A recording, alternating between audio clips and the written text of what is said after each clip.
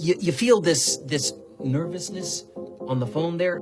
Sir, I've been trying to make an urgent phone call up there. Well, I don't think it's something I want to do on an overseas phone. You gotta make some phone calls. Hang up the phone. Prank caller. Ladies and gentlemen, welcome once again to Packernet After Dark. This is the call-in show, the Packernet Podcast Network. If you'd like to call in, if you'd like to participate in the show, please feel free to do so. The phone number here is 608-501-0718. New callers go directly to the front of the line, and boy, oh boy, do we ever have a new caller. At least, according to this, it's new because I don't have the number saved. But anyways, let's get started with the new caller. Hey, Ryan. This is Raider McCready from Missouri. First-time caller. Very long-time listener. I just want to say I've loved your podcast for years, man. Thank you. Truly been an honor being able to listen to you. But even more of an honor is being able to watch the Green Bay Packers since I was like 12. I have loved the Green Bay Packers. You know, everybody likes to complain, but I just like watching football. You know, I love watching football with my friends and my family. And my kids want to tell you something, and everybody else of the Packernet podcast. Everybody go. It's still stuck. The bear is still stuck. The bear is still stuck. The bear is still stuck. It really stuck.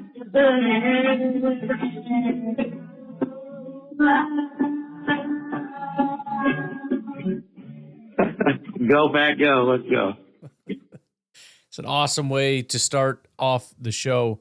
I'll be honest, too, that's such a simplistic and probably perfect way of being a fan, and I don't know that I've ever heard anybody actually just say that. You know, it's like we argue about whether you should be positive or negative, but I don't know if anyone's ever just articulated it in such a way that it's like, you know, I don't know, man. I just like watching. I'm just having a good time watching my team do its thing. I don't know. It just made me feel guilty, man. That's all. Like, why can't I do that? But Raider McCready, probably not actually your name, but that's what I heard and that's what I read, and so that's your name from now on. So sorry if that's not your name, but that's a sweet fake name that you're going to have moving forward. Appreciate the call. Always good to hear from the kids and whatnot, you know. Love when it's a family show. Speaking of, I just want to make sure, just seeing who the next couple callers are, because I would hate to follow that up with just like, you know, just nonstop. We got Seth. I think Seth will be all right. Seth will carry us on into the promised land. What's going on, Seth? Hey, Ryan, it's Seth. Long time no talk. I just wanted to call in and give Goody his just due. Okay. Sorry to hear that big ding. I got a text message. Anyways, specific thinking about Rodgers, Love, Lambo. What do they call it? Lambo East or Packers East, a.k.a. the Jets. Sure. So if you think about it, who'd you rather have, Rodgers or Love? I'm taking Love. And first thought is Love. Well, I'll let you do your thing here, but just to be clear, since you asked the question, we have to assume you mean like all things being equal. In other words, let's say they're the exact same age or something. Because there's no argument between Rodgers and Love otherwise. Which the funny part of that is the people that wanted us to keep Rodgers. What even could be the argument? Would you rather have 40-year-old Rodgers playing the way he's playing, or however young Jordan Love is playing the way he's? I mean, come on. Looking amazing, and we're set up for the next. I know he's having a little bit of struggles, but honestly, his interception ratio, a lot of that was when he was first coming back. I mean, it's still a little high, but he'll settle in. I'm not worried about it.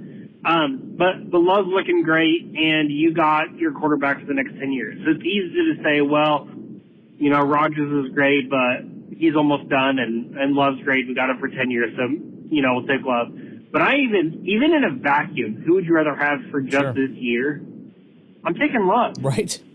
Rodgers looks bad, man. Right. And by the way, what's the excuse now? What's the excuse? Because before it was, if anybody said Rodgers looked bad, it's like, well, no, it's not Rodgers' fault. It's these receivers. They're running the wrong routes, and it's Matt LaFleur. He doesn't know how to call plays, and da-da-da-da-da-da-da. We know Rodgers is the one calling the plays. We know that Rodgers has handpicked these wide receivers on top of having Garrett Wilson, which is probably a big part of the reason he went there. So you got Garrett. You now have Devontae. You have Lazard, who, as far as I can tell, I mean, he's doing as good as you could ever. I don't see him running wrong routes or dropping a bunch of passes that are being thrown his way. What could possibly be the excuse? There isn't one, and that's the best part about this. We have completely and totally isolated the issue down to Rodgers, and it's as bad as it's ever been. Almost feel like Rodgers, with all of his adjustments, hand signals, all this jazz, I almost feel like it's maybe not an equivalent, but a comparable to like, it used to work. It used to be amazing, Yeah. and comparable to like the San Diego defense. It used to work. And I just feel like, I don't know, I just feel like it doesn't work anymore. Right. And it's crazy that he doesn't. This is what boggles my mind with Rodgers. Because number one, I've acknowledged he is smart. He is smart. I don't know if it's his pride gets in the way or what, but he knows and has already articulated the fact that defenses will evolve over time to adapt to offenses, and so offenses need to adapt. He knows that. He's already said that. But he just refuses to acknowledge that he needs to evolve, that he needs to change. He refuses to acknowledge that. You're telling me that what? He's when he's out there saying he wants certain plays run certain ways, that he's talking about like new evolved offenses? Or is he running the same freaking plays he always has? You telling me Devontae showed up and he's like, bro, throw all that stuff you knew out the window. I got all new signals. We're doing all new crazy stuff. It's the same stuff. And then when they changed offensive coordinators, they had talked about how you could kind of see some differences. And as soon as I saw that, I thought the Jets might start having some success because they started using motion more, which Rodgers hates. He doesn't like motion, even though that's what's used today. Why is it used today, by the way? Just because it's like the people that are coming up just happen to randomly like it? It's just some random... No, it's because it works based on what defenses are doing. It's why it works right now. Rodgers doesn't like it. Rodgers never disliked motion because it isn't what's beating defenses. It's because it's not what he likes to do. It's not what he's accustomed to do. It doesn't help him run his offense. I'm baffled at the fact that he doesn't recognize this. It's been repeating the same thing over and over and over and over, and at no point did Rodgers ever recognize, man, maybe I'm the problem. Maybe it's me refusing to change the offense. Maybe it's my quote-unquote leadership style. Maybe these things are not good, and maybe I should change. He never had that ability at any point to say, maybe I need to change. And still to this day, he's going to run some old Mike McCarthy, which Mike McCarthy isn't even running Mike McCarthy stuff anymore. You think he's doing like 2005 playbook with the Dallas Cowboys? I don't think so. I mean, maybe, but I don't know what they're doing over there, but I don't think so. Rodgers is obsessed with trying to relive his glory days, and it's just, again, he has to know like that there has to be something deep down in his mind that says we need a different style of offense, and I don't know that offense, and we need somebody in here to call those plays, and all I need to do is shut up, listen, run the play the way that I'm told to run the play, and then let the scheme work. That was the problem with Matt LaFleur the whole time. Maybe to some degree he knew that. He's like, okay, yeah, we're going to let Matt LaFleur do this stuff. But he can't not get to the line and start making changes. He's going to get to the line, look at it and go, oh, I know that defense. I know what to do. Hey, why don't you run this route? And you over there, you run this route, and it's all going to be perfect. Well, guess what? You're not running Matt LaFleur's offense anymore. And then you talk to Rodgers about it. He's like, well, I'm not just going to be some freaking drone that's a game manager. Well, okay, then here we are. Sure, now that he's got Devontae back, some of that will flip between those two again. And right, which is why I was saying, like, well, I mean, there's almost no universe where this offense works anymore, but when you have Rodgers and Devontae, yeah, it's probably going to work to some degree because they're going to understand, Devontae's too talented to not be able to get open running some routes, and Rodgers still has some decent ability to throw a really nice ball. It might not be as good as it was at its peak, just like Devontae's not as good as he was at his, peak time in his career, but they're still going to be able to do some stuff. The problem is that can't be the whole offense. And so you have an offense that's like, well, when we run through Devontae, everything's fine. Otherwise, it's disjointed and sucks. Probably have some really big games where Devontae catches 3 tutties. Right. They do one of their crazy things where Devontae puts his hands out at the last second to snag a ball. But anyways, I don't think they're good enough to come back and to actually do any damage. And not wishing ill will on either of those guys, especially Devontae. He's one of my favorite Packers ever. But I just think if you look at our situation, I'm taking Love over Rodgers, and I'm taking our current wide receiver room over Devontae, even, Devontae, Lazard, whatever, however you want to compare that to the Jets. You took a lot of flack for that, and boy, did he make the right decision. Yeah. And if he had waited any longer, Love would have probably, we probably would have had to get rid of him. Right. So I just want to give him some praise and reflect on that. Talk to you later. And I don't think any of this is necessarily different than Favre. Favre, loved Favre his entire career, and then down the stretch, he just got too full of himself.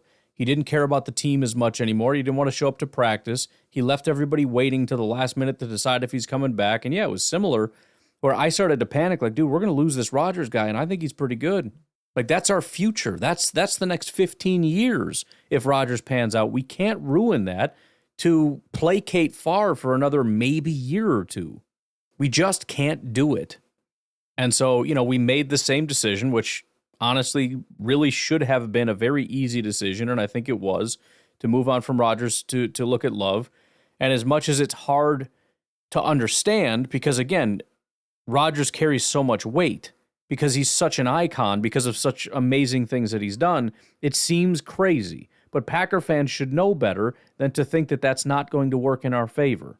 And even if Love didn't pan out, and even if he doesn't pan out, guess what? It was still the right decision.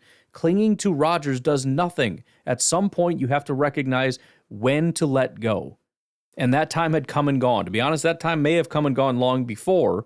But again, a lot of, we turned everything over, and then he goes and wins back-to-back MVPs, and it becomes hard to make that decision.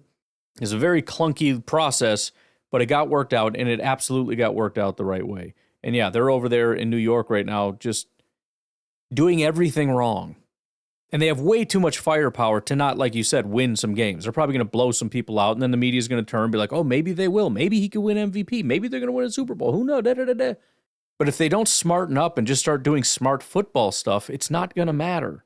I mean, with just looking at the firepower on their team, they should be one of the top teams in football. They have 2 wins, if I'm not mistaken. They are one of the worst teams in football as far as their record is concerned, with a top-tier defense, with a multi-time MVP at Aaron Rodgers, Davante Adams, even though it's only been a week with him, Garrett Wilson, and Lazard, for whatever that's worth. There's no excuse to be this bad. But there they go. Everybody always wanted to know what would happen if we just ceded all power to Aaron Rodgers. What if we let him be the coach and GM? Maybe things would be better, which of course was always insane, as though it's that easy to just casually be like, oh, he's a quarterback. He knows how things should go. So yeah, just let him do it. It's that easy. No, it's not. Hey, Ryan, it's Seth. Hey. Had a totally separate thought that I wanted to just chat through. 2 things. First is these end-around runs. They drive me nuts, man. And don't take me wrong, when they work for 10, 15 yards, oh, it's exciting, and wow, what a play call. But I feel like 9 times out of 10, they go from anywhere from -1 to 3 yards. And 3 might be generous. I hate those calls. Now, I will say, maybe it's part of setting up other things. Maybe if you never run it, then running that guy in motion doesn't do as much to the defense, so maybe that's it. But can we get that down to like 1 time a game, and can it not be on 3rd down? Oh, man. And I saw a clip of one of Josh Jacobs' runs, they had lined him out wide, so it was an empty backfield. They pulled him into motion, and he never even got set, which he doesn't have to because he's the only guy in motion, and they ran an HB counter for like 9 yards. That crap is way better schemed, way more interesting, smart, and apparently successful than a wide receiver end around. So, anyways, I just want to see less end arounds. I don't mind motion. I love motion, but just do it in a different way, like with that Jacobs where he came out of the empty set and took the counter that I just talked about. One other thought I had, I want to talk about Josh Morgan a little bit. Josh Morgan. Before we go on, either you guys are misremembering this or I'm misremembering this. Because my recollection is it's been basically unstoppable all year. Jaden Reed's averaging like 15 yards per carry or something on these end arounds. And there was one bad week where it didn't work, and now everybody wants it gone. And for the life of me, I can't tell if everybody else is crazy or if I'm going crazy. Maybe it really just hasn't been working. It's worked a handful of times, and that's it. But listen, that would be like if Jaden Reed was great all year and then had a bad day and be like, can we just freaking bench this guy? Like, I've had enough. Let me see if I can look this up real quick, because I just want to get to the bottom of this. I'm not calling you any kind of names, because I honestly don't know. I know my memory is completely awful. Let me see if there's a way that I can look at this. All right, let's see what we got here. Jaden Reed, right end for 33 yards, touchdown. That was the first time we used that. Jaden Reed, end around for 22 yards was the second time. End around for 15 yards was the third time. End around for 4 yards. End around for 15 yards, 2 yards, 8 yards, 11 yards, and then no gain, no gain. Maybe it's just because it's been a while, but in 10 attempts, he has 110 yards, which is 11 yards per carry and a touchdown. Again, it hasn't worked the last 2 weeks. The last 2 weeks, and granted, Jaden Reed hasn't worked the last 2 weeks. His offensive grades have been pretty bad. But, yeah, they tried it once, like you said, once against Arizona, got 0 yards. Once against Houston, got 0 yards. And that's, I mean, we haven't just used Jaden Reed, but he's been the primary guy. I don't want to get away from that.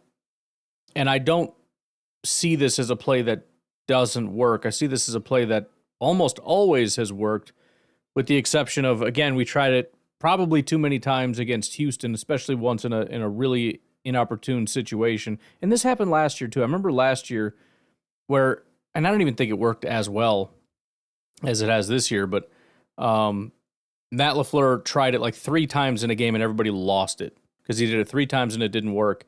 And for whatever reason, Packer fans have no patience for that. If you try something 3 times and it doesn't work 3 times, especially if it's some kind of a trick play, Matt LaFleur is going to get killed. But like I said last year, you know what else Packer fans hate? When Matt LaFleur is not creative. And I know you gave alternatives to it or whatever. I'm just saying, like, it's a fine line between not wanting to be stale and not wanting to get, quote-unquote, too cute.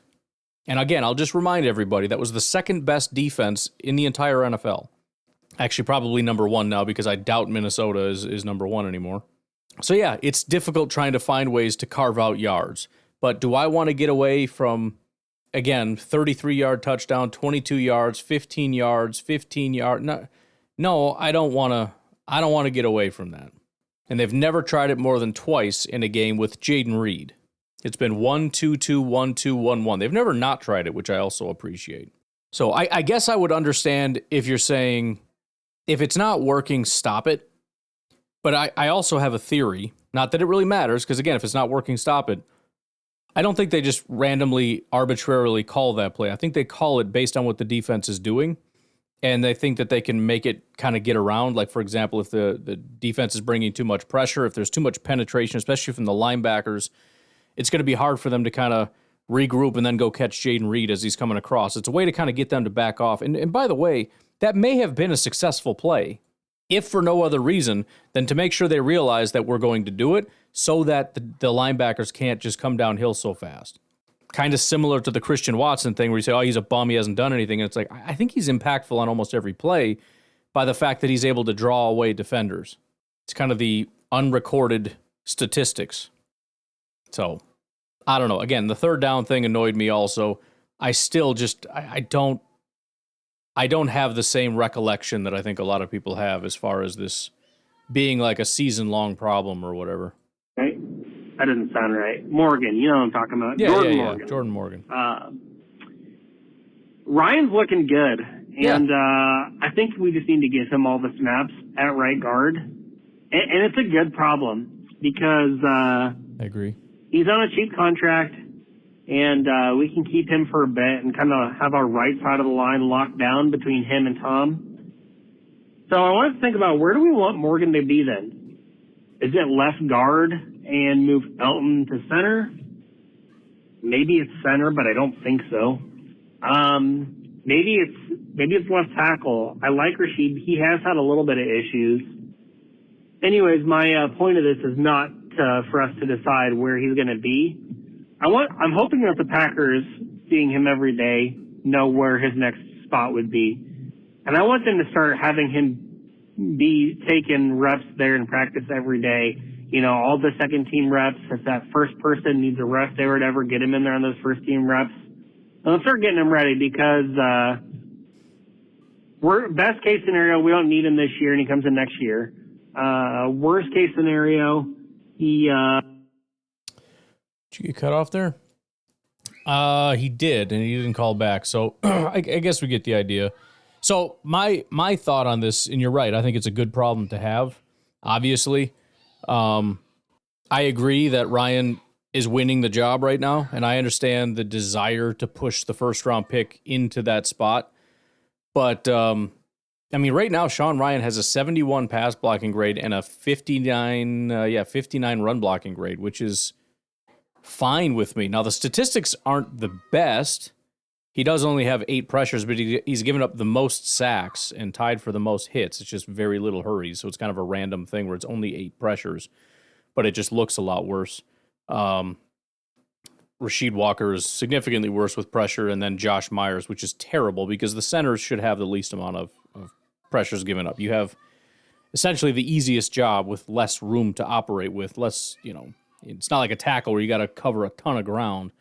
You're in a little phone booth. Anyways, Sean Ryan has been inconsistent, but I think Sean Ryan almost reminds me, this is going to sound stupid, but I'm going to say it anyways, reminds me of Jordan Love. And what I mean by that is when he's good, he is unbelievably good. The problem is he's inconsistent. And I said this before. Let me go back to last year just so we can, or maybe it was 2 years ago. When was it? No, it was last year. So his pass blocking grade, just as a reminder, to start the season, 76, which is great, pass blocking grade. Then 0. Literally a 0. Now, not a lot of snaps, but I don't care. Then 83, which is amazing. Then 30, which is awful. Sorry, I had to settle some disputes. Then 82, which is amazing. Then 35. Then he had actually a couple average games, 60, 62. Wow, that's amazing. Then 83, then 39, then 13. It was just, he was good. He was really, really good 4 times. He was really unbelievably terrible 5 times. This year, it isn't really that way. Kind of started that way, which freaked me out. And I was like, oh, here we go again. 65, which is uncharacteristically average. But then 35. Oh, here we go. Then 80. Oh, here we go. Now it's going to be 20. No, it was 78. Oh, all right. Well, here comes a terrible one. No, it was 56, which is average. Then it was 85. Then it was 60. So it's still like inconsistent. But over the last 5 weeks, he's had 2 average games and 3 really good pass blocking games. And he's not had a single bad run blocking game. He's never had a good run blocking game.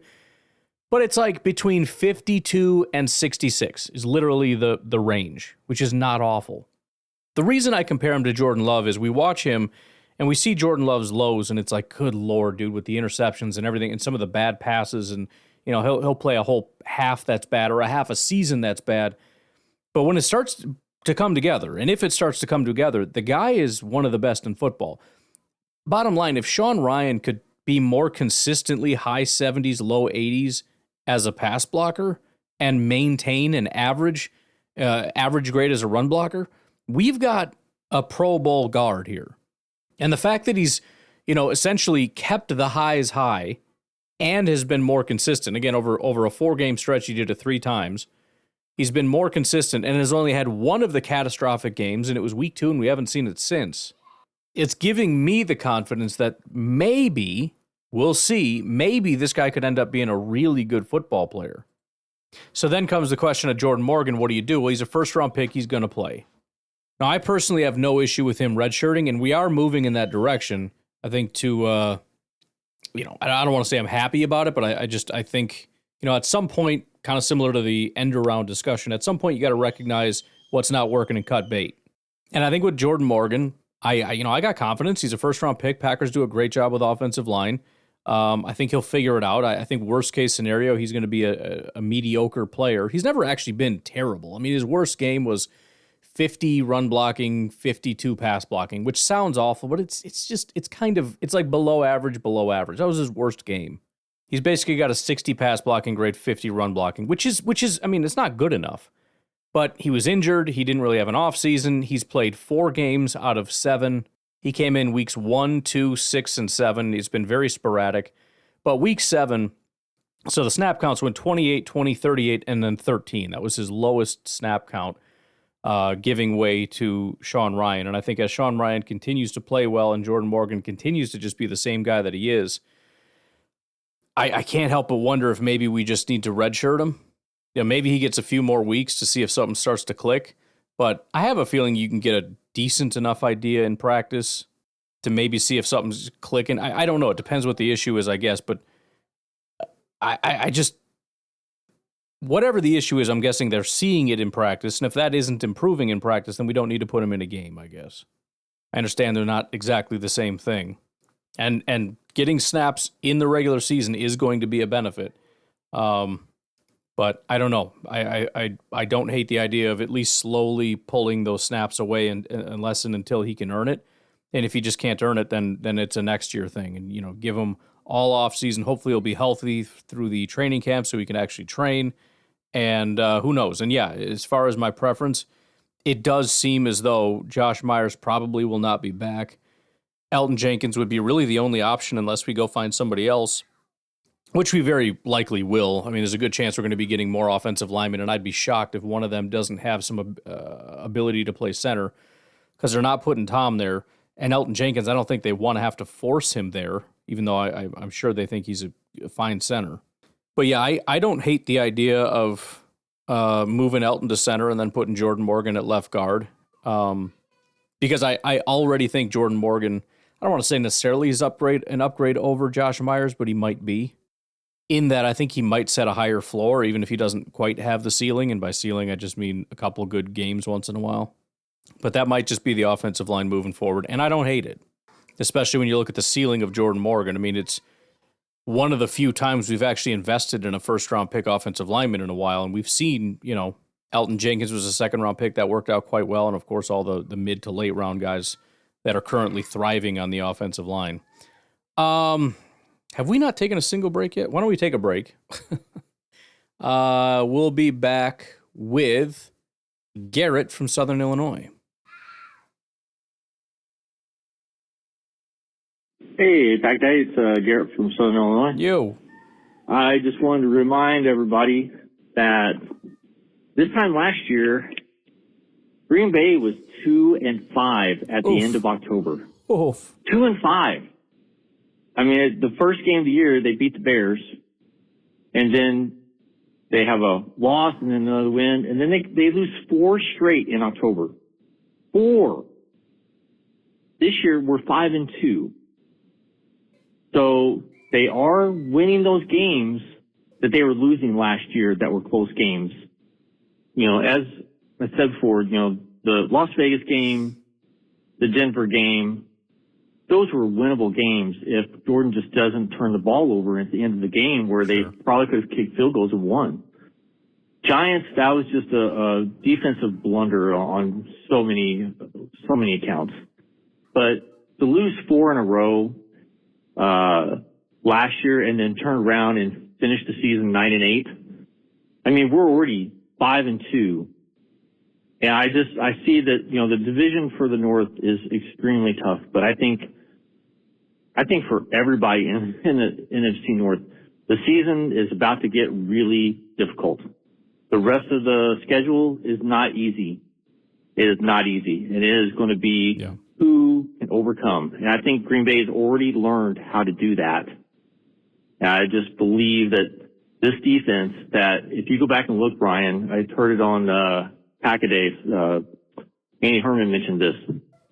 Go back and look at the second half adjustment and how many points the defense scores or allows scored in each of every second half.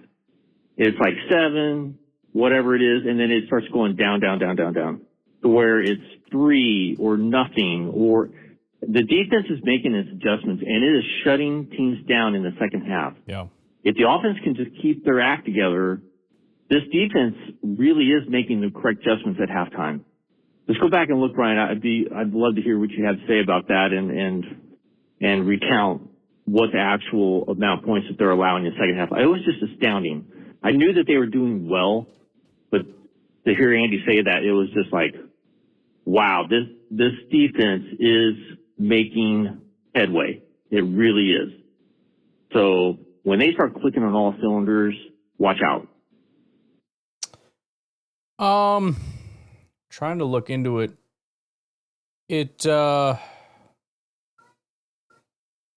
I don't know. I don't know that it's... So let's take a look at it real quick. So week 1 against Philadelphia, they gave up 17 in the first half, 17 in the second half. Against Indy, they gave up 10 in the first half, 6 in the second half, which is pretty close. So 6 of 16. Against Tennessee, it was 7 in the first, 7 in the second. Against Minnesota, they gave up 7 in the first, 22 in the second. Against LA, it was 13 and 6, so, better, about half. And then against the Cardinals, it was 24 in the first half, 10 in the second half, which is better. And then against the Texans, it was 14 compared to 10. So they seem better in the second half. In most games, anyways. Minnesota game was not. I don't know if it's shutout necessarily. It's usually around the same score. But no, it is a good thing that the team in general tightens up. The offense comes out strong. The defense comes out strong. I think that's important. I mean, to have smart enough coaches to be able to... Because, you always hear about how a lot of the reason why things kind of get sorted out over time is for the reason that a lot of people are talking about Minnesota. Right? They came out, they blitzed everybody, it kind of caught everybody off guard. That lasts maybe 5 weeks, 6 weeks before the NFL kind of catches on. It takes time, and sometimes it takes other teams, right? Maybe like the Lions kind of showing how to beat that, and then other teams can kind of learn from that, or sometimes it's just the NFL as a whole is kind of collectively being able to figure out, okay, I think having looked at this for a while, and it's probably not just the Vikings. Other teams are all kind of doing a certain thing, and so you're looking around the rest of the league, seeing what teams are doing to beat this kind of stuff, and you make those adjustments. That's where, scheme can only kind of carry you so far before talent needs to kind of pick it up. But to be able to do that in-game, right, and that's the thing where I trust, so far, seemingly Hafley and Matt LaFleur, and it doesn't necessarily have to be at half. It's the fact that let's say we come out and get punched in the mouth. It's like, oh, crap, we're done. And I think that's burned into our heads again because of, and we've been picking on Aaron Rodgers, but part of that is probably Mike McCarthy and Dom Capers, right? It's the fact that there was no comeback. There was no adjustment. There were no changes. It was just we're getting punched in the mouth and we don't know how to respond to it. We're just going to stick to our game plan and go with it. But when you have really intelligent offensive and defensive people, we came in with this game plan, but we're trying to assess what you're doing, right? It's interesting because they're kind of, at least I can say this with Matt LaFleur. I don't know about Hafley, but it seems to be that way. They're almost a reactionary force. It's kind of like we have a temporary game plan, but what I do is attack what you do. And so I have to see what you're doing. I need to figure out your game plan. Once I figure it out, once I get a few things on tape, and they've talked about this, the fact that we're going to run some plays just to see how you respond. We're going to run this end around or whatever and just see what you do. Or even before, we're going to send somebody in motion. I just want to see. I want the boys upstairs to keep an eye on that. What are your linebackers doing? What are your safeties doing? When we run this route, what do you guys do? Because remember, all the routes are built off of something else. So if you attack, so let's say we run something, there's a little route and he runs a curl route or whatever, and the safety triggers down and just lights them up. And we don't get anything on it. It's like, oh, freaking whatever. But from their standpoint, they're looking at it going, oh, so you're playing it like that. So if we got this guy here, and let's say instead of just sitting in that spot, what if it's a little hitch and go or something? You know what I mean? Like, if you're going to play that aggressively, we got some stuff that we can do. Or better yet, we can have him run a curl route, and maybe we'll have this guy over here run a post route so he comes in behind you so there's no safety help. And I'll tell Jordan, hey, watch this. If that safety triggers like he did before, I'm just saying, like, it's constantly, it's learning, and it's learning what you're doing and then reacting to it. And it's, obviously we have to do it quickly because there's only 4 quarters. And if we get our teeth kicked in for a quarter, now we got some catching up to do. So, yeah, and I think that they're doing a very good job of that. And it's helping me, and I think a lot of other Packer fans, to kind of build confidence to not panic in the beginning, which is just sort of a reflex. I think fans in general can be that way, especially certain fans like myself. But I think Packer fans in particular, because that's just the way it was. You learned you were the worst team, and it's like, dang it, man, this sucks. But I think with this team, that's kind of part of the deal. I mean, sometimes you come out and you're just better, and it's like, oh, cool, let's just foot on the gas, just keep going. Like, the game plan is working. But even if it's working, you're still trying to watch what they're doing, exploit some weaknesses, etc. And that's how it is for all coaches. It's always a chess match. I just appreciate the way our offensive and defensive minds seem to do a better job of assessing what other teams are doing and attacking that. Hey, Brian, it's Brooke from Illinois again. Hey. I have a list again. Hopefully Okay. I can get them in the 3 minutes. I think my family's making fun of me because I'm either a frantic fan or a panicked person. I'm never quite comfortable with the games. Everybody seems to be forgetting when they're talking so glowingly about our performance against the Texans. Not that I didn't enjoy it. I was there.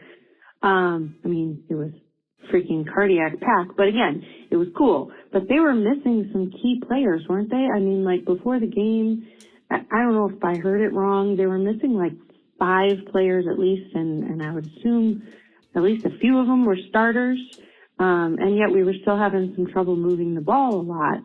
I'm glad that we were able to stop them when we were, but, it doesn't give me the confidence that it seems to be giving everyone else.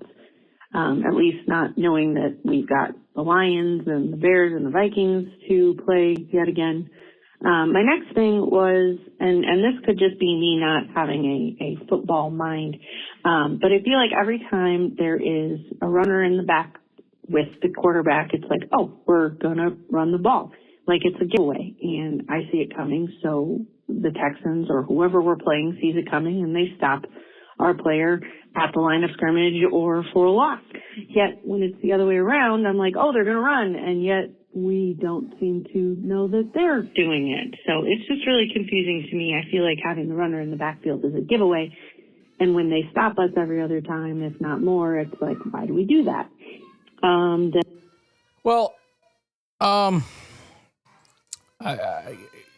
Obviously there are times when the runner's in the backfield and they don't run the ball. Maybe you already do this, but sometimes when I feel like plays are getting repetitive, I'll call out what the play is. And a lot of times I'm wrong a lot more than I think. Be like, oh, this is an obvious run, and then there's play action. I'm like, oh, freaking, I don't know. But I think that a lot of times just comes down to execution. I mean, that's just all it is. It's not like they know and we don't know or anything like that. They probably have a decent enough idea. I mean, our guys, that doesn't mean they can stop it. They're just getting beat. And I think that's what a lot of that is. A lot of running the ball at the end of the day just comes down to beating the guy in front of you. And if they're able to run and we're not, they're just beating us up front. That's, I would assume, most of the time. And my next thing, with 15 seconds to go, it just seems like McKinney was always really, really far back. I know they were kind of run heavy after a while. I know that we want him to get interceptions, but it just seemed like he was playing really far back. Yay. Oh, wait, that's 2 minutes, not 3. So I don't know, but depending on how they're playing it, if you're going to be playing, for example, single high, you have to be very careful to make sure that nobody gets behind you. Right? I mean, in general, you want to do that, but if you're the safety, that is your responsibility. Even if they're running the ball, you got to make sure that nobody gets behind you. So, yeah, I mean, it's would be better if everybody was just up on the line if you knew, but you don't want to guess on stuff like that. And it's simple enough, too, where if McKinney drifts down because it's a run play, they can check out of it and start throwing. I mean, if they see 11 guys in the box, or up on the line, they're going to change the play and just send some people down the field. So you got to keep some guys back for sure. I don't know the specifics. Maybe it didn't need to be that far back. I don't really know, but I think they play aggressive up front, and you need a guy that can be behind, that can really take care of the back end, so that the guys up front can do some damage. And I'm guessing that's largely going to be McKinney's role. Minutes, yes. So that's my secret. I have a stopwatch. So I was just curious So if McKinney was playing that far back, just so that they would hopefully get the interception that we've been waiting for. Because when they did run a lot on us, it just seemed like he was farther back than he needed to be. I think the only other question I had was just I keep hearing the term mic'd linebacker. I assume that's linebacker with a microphone. The one that's communicating with the sideline, the one that they trust to make the changes and the calls and things like that. I was just curious if that was in fact the case. So yeah, I believe that that's it. My fanatic fan, panic person, just wanted to know a little bit more technical stuff. I every single time. So usually when I see 3 minutes, I know somebody's about to get cut off. Brooke is 3 minutes every time and has never once got cut off. That stopwatch is just on the money. Also, that's fantastic that you made the connection between Mike linebacker and microphone, because that has never even crossed my mind. I don't think that they have anything to do with each other. I think it's just kind of a coincidence. It's M-I-K-E, not M-I-C. But it's actually, it's funny. It kind of reminds me of the scene from The Office where they show you how Michael Scott came to the nickname for Mr. Rodgers. And it's not because his last name is Rodgers, Daryl. I mean, Daryl Rodgers. No, it's and then they go through this whole thing that just doesn't make any sense. Like, you didn't need to do. It's kind of similar to that. So essentially, all it is you've got a middle linebacker, a strong side linebacker, and a weak side linebacker. So you have an M, an S, and a W. M they call Mike, S they call Sam, W they call Will. So it's like Mike comes from M, which comes from middle. I don't know why that is supposed to make any sense. Why doesn't M just mean middle again? Why does it have to be something? I don't know. That's the middle linebacker, that's the strong linebacker, that's the weak side. No, that's the Mike linebacker, the Sam linebacker, and the Will linebacker. Okay. It's like, my name's Ryan. Like, okay, we're going to put R down on the sheet here.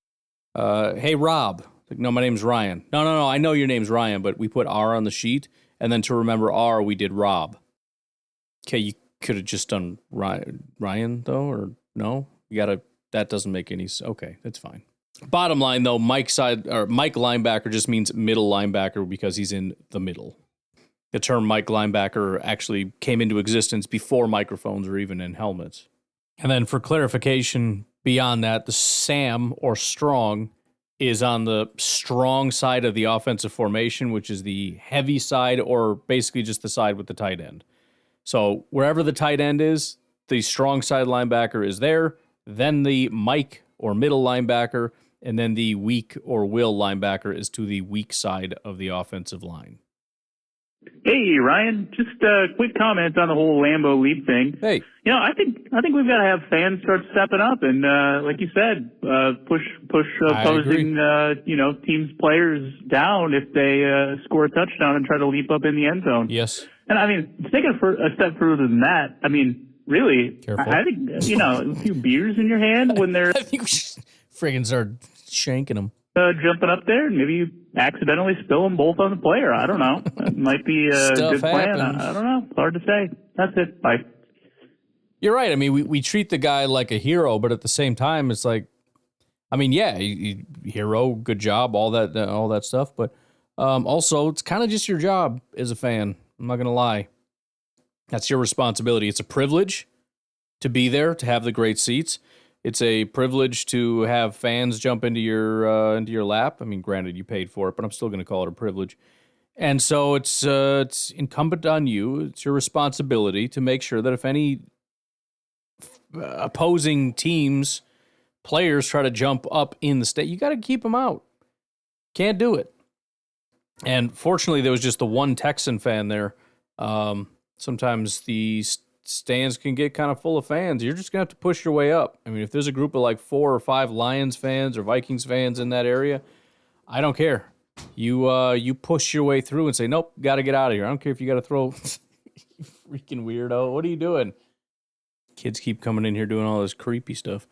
Listen, if you got to throw some of the fans overboard, so be it, man. But listen, I'm not asking for necessarily any kind of serious physical altercation that's going to put you in jail. I'm just saying, you can push a player off the wall. I don't see any problem with that. So, do it. Anyways, folks, I think I'm going to leave you at that. You guys have a good rest of your night. We're getting closer. We are getting closer. You guys have a good one. I'll talk to you later. Bye-bye. Waiting across the goal line, thinking you're so bold. I end up like my being thrown like a George hole. But this ain't your playground, gotta leave the signs. Green Bay's not walling for any rights.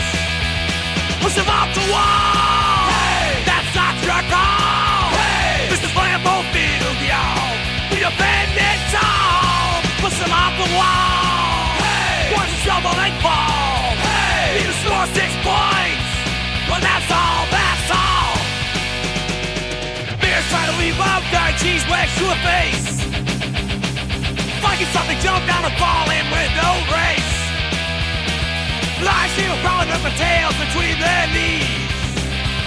What's the focus under this wall belongs to Packernet. You think it's hard to even color jersey? Well, that bounce me will make your name mercy free. Like gravity mixed with hostility, y'all have like real just turned into a comedy. We don't Wall Street, no dress, but we only deal in no. You're sucking swapping faster than a Lambo slow. Got robots in Minecraft, there's a game that wins. When your defense of this wall is beyond your comprehension, push them off the wall, hey! That's not your fault, hey! This is Lambo Field, y'all. We defend it all. Push them off the wall, hey! Unstumble and fall, hey! You score 6 points, but that's all, that's all. So remember this warning when you reach your zone. The Lambo Leaps a privilege, and it's ours alone. Like a bouncer at a club, we control this scene. Keep your celebrations basic, if you know what I mean.